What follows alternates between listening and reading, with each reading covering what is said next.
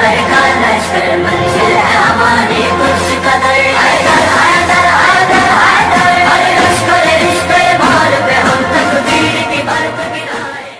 الشیطان اللعین الرجیم بسم اللہ الرحمن الرحیم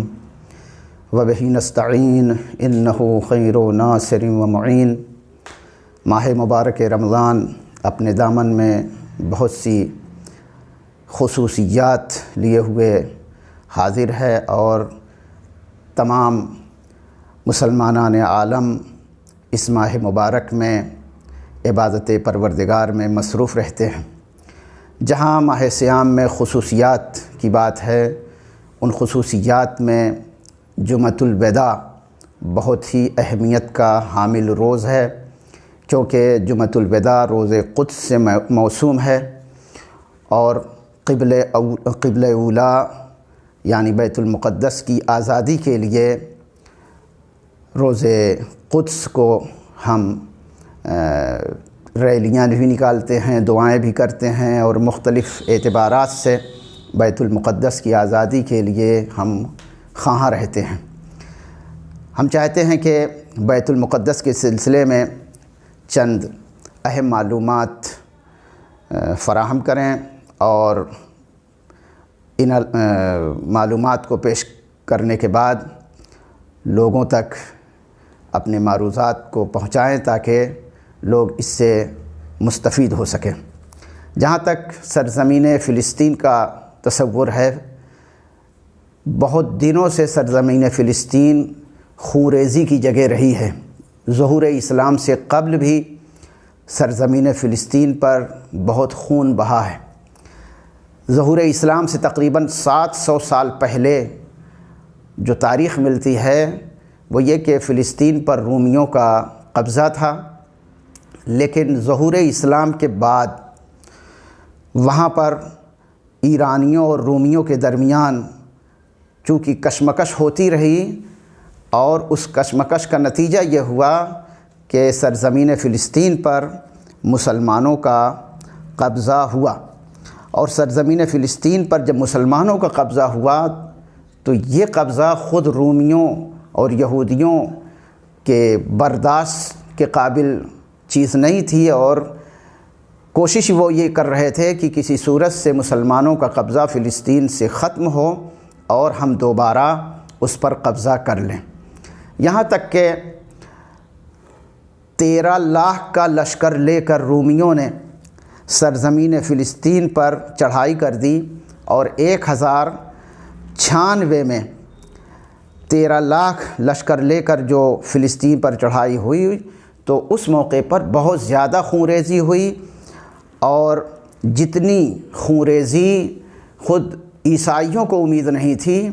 اس سے زیادہ خونریزی اس وقت سرزمین فلسطین پر ہوئی۔ مگر خداوند عالم قہار ہے، جبار ہے۔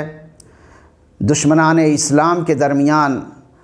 وبائی صورتحال اس طرح سے پیدا ہوئی کہ طاعون اور دیگر وبائی امراض میں دشمنان اسلام اس طرح سے پھنس گئے کہ 12 لاکھ سے زیادہ دشمنان اسلام اس وقت نیست و نابود ہو گئے۔ چونکہ دشمنان اسلام کے پاس اس وقت رہبریت بہت کمزور تھی اور وہ کمزور ہوتے چلے گئے، یہاں تک کہ 88 سال کے بعد یعنی 88 سال تک گویا رومیوں نے زبردست فلسطین پر خونریزی کیا، اور 88 سال کے بعد امیر صلاح الدین ایوبی کے بدست سرزمین فلسطین پر مسلمانوں کا دوبارہ قبضہ ہوا۔ لیکن یہ قبضہ چونکہ 1187 میں ہوا ہے، اور 1187 میں جب مسلمانوں کا قبضہ فلسطین پر ہو گیا تو عیسائی اور یہودی سب اسلامی پرچم کے زیر اثر زندگی گزار رہے تھے، مگر دشمنان اسلام کو یہ چیز پسند نہیں آ رہی تھی، اور وہ کوشش کر رہے تھے کہ کسی بھی صورت سے اسلام کا سلسلہ یہاں سے ختم ہو اور مسلمانوں کی حکومت ختم ہو تاکہ ہم دوبارہ اس پر قبضہ کریں۔ تو اس وقت ایک سازش یہ رچی گئی کہ صلاح الدین ایوبی ترک اور عرب کے درمیان افتراق قائم رکھتے ہیں اور انصاف نہیں کرتے ہیں اور بے عدالتی سے کام کرتے ہیں، جس کے نتیجے میں انگریزوں نے مسلمانوں کو یعنی عربوں کو ابھارا اور آپس میں اختلافات پیدا ہوئے، یہاں تک کہ عربوں کو تسلط حاصل ہو گیا صلاح الدین ایوبی پر، اور ترک گویا ختم ہوئے، ترک کی حکومت ختم ہوئی، اور فیصل کی سربراہی میں، شاہ فیصل کی سربراہی میں اس طرح سے حکومت بنی کہ 1917 میں عرب حاوی ہو گئے اور ترک دور ہوئے، اور انگریز اپنی سازش میں کامیاب ہو گئے، یہاں تک کہ عربوں سے معاہدہ لے لیا انگریزوں نے، اور اس معاہدے کے تحت اس طرح سے مسلمانوں پر آہستہ آہستہ یعنی خصوصاً عربوں پر یہ انگریز حاوی ہوتے چلے گئے کہ شاہ فیصل کے بعد سے لے کر آج تک اگر دیکھا جائے تو سرزمین فلسطین پر مسلمانوں کا قبضہ تقریباً ختم کے قریب بلکہ ختم ہے، اور دشمنان اسلام سرزمین فلسطین پر حاوی ہوتے چلے گئے، اور سرزمین فلسطین پر جو حاوی ہوئے تو اس کا نتیجہ یہ ہوا کہ ہمارا قبلہ اولیٰ جسے ہم بیت المقدس کہتے ہیں وہ انگریزوں کی سازش اور عربوں کی غداری کی بنیاد پر آج مسلمانوں کے زیر اثر نہیں ہے، بلکہ اس پر دشمنان اسلام قابض ہیں اور مسلمانوں کو دور رکھا جا رہا ہے۔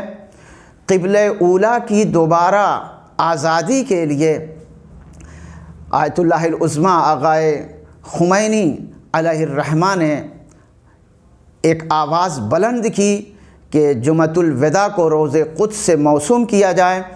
اور پوری دنیا میں مسلمان قبلہ اولیٰ کی آزادی کے لیے کمر بستہ ہو جائیں۔ ان کی آواز پر لبیک کہتے ہوئے پوری دنیا کے مسلمان بیت المقدس کی آزادی کے لیے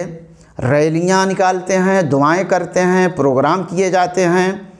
اور آہستہ آہستہ وہ دن قریب آ رہا ہے کہ جب بیت المقدس انشاءاللہ آزاد ہوگا